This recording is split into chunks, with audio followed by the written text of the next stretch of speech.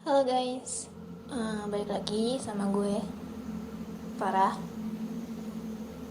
Sebelumnya gue mau cerita lagi nih, dan masih dikasih kesempatan buat cerita sama Do You Believe It or Not di podcast Spotify dan di channel YouTube-nya.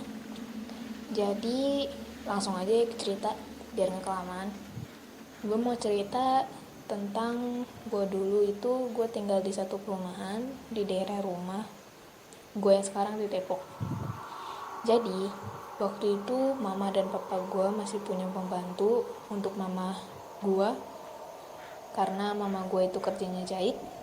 Jadi ya mama gue itu sedikit keteter gitu sama pekerjaan rumahnya.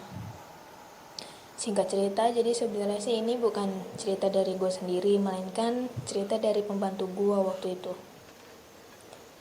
Ini sih cerita udah lama banget sebenarnya. Pas perumahan gue itu masih banyak kebun pisang dan pohon-pohon bambu, kayak masih kampung banget gitu. Dan ada pemakaman kampung gitu. Kan biasanya kalau di pemakaman yang di kampung gitu masih banyak kan tuh kebun-kebun pisang atau kebun-kebun pohon singkong. Ditambah lagi pasti ada pohon bambu yang bikin kesannya serem sama angker gitu. Singkat cerita, jadi waktu itu gue diceritain sama bibi gue pas dia mau berangkat kerja ke rumah gue. Karena bibi waktu itu kerjanya harian, bukan yang tinggal tetap di rumah. Jadi dia memang dari awal kerja itu selalu berangkat jam 6 pagi dan pulang jam 4 sore.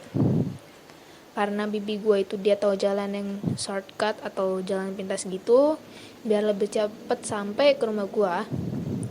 Jadi dia memilih lewat jalan pintas yang setiap hari dia lewatin. Dia ngelewatin yang jalan setapak gitu, dan memang sih masih penuh sama kebun pisang, pohon singkong, dan pohon-pohon bambu. Dan ya pemakaman yang terbilang serem itu. Karena dia gak mau jalan memutar lebih jauh dan lebih lama nyampe ke rumah gua, ya dia memberanikan diri lewat jalan yang setapak tadi. Hari itu bibi gue berangkat seperti biasa, siap-siap, habis itu berangkat. Awalnya bibi ya santai aja sebenarnya dan gak terjadi apa-apa. Jalan seperti biasa melewati jalan setapak tersebut. Dan di hari itu bibi gue mungkin lagi gak beruntung. Beliau berangkat jam 6 pagi seperti biasa, dan ya kalian tahu jalan setapak jam 6 pagi pun gak ada seorang pun yang lewat, dan mungkin gak ada yang lewat sama sekali. Bibi di hari itu pas berangkat katanya dia udah gak enak rasanya, tapi bibi tetap untuk berangkat dan memberanikan diri. Dan pas bibi udah ngelewatin jalan setapak tersebut yang sepi banget, dan jam 6 gitu kan biasanya kalau misalkan banyak-banyak kebun pisang ditambah ada pohon bambu gitu kan masih agak gelap gitu kan. Nah, di jalan itu ternyata bibi udah diikutin oleh sosok pocong. Bibi di situ masih menghiraukan dan sambil istighfar. Tapi lama-kelamaan si sosok pocong ini malah mendekati bibi. Dan makin ngenampakin di bawah pohon bambu yang bibi sering lewatin. Di situ bibi cuma bisa takut dan mencoba untuk berlari.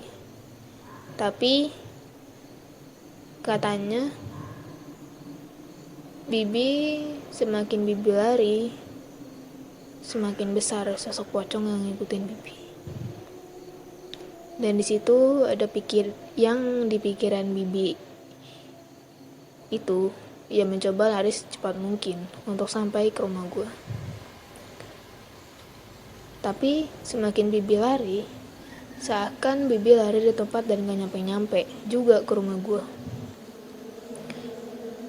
Di situ bibi cuma bisa lari sambil istighfar.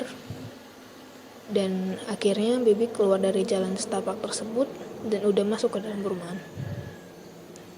Di depan gang jalan setapak itu ada ibu-ibu yang jualan nasi uduk, dan bibi dengan nafas tergesa-gesa dan ketakutan juga Bibi tanpa pikir apapun, Bibi minta minum sama si ibu penjual nasi uduk ini. Dan ditanyalah sama ibu penjual nasi uduk, "Ibu kenapa? Kok ngos-ngosan habis lari ya?" Dijawablah sama Bibi, "Oh iya, saya habis lari.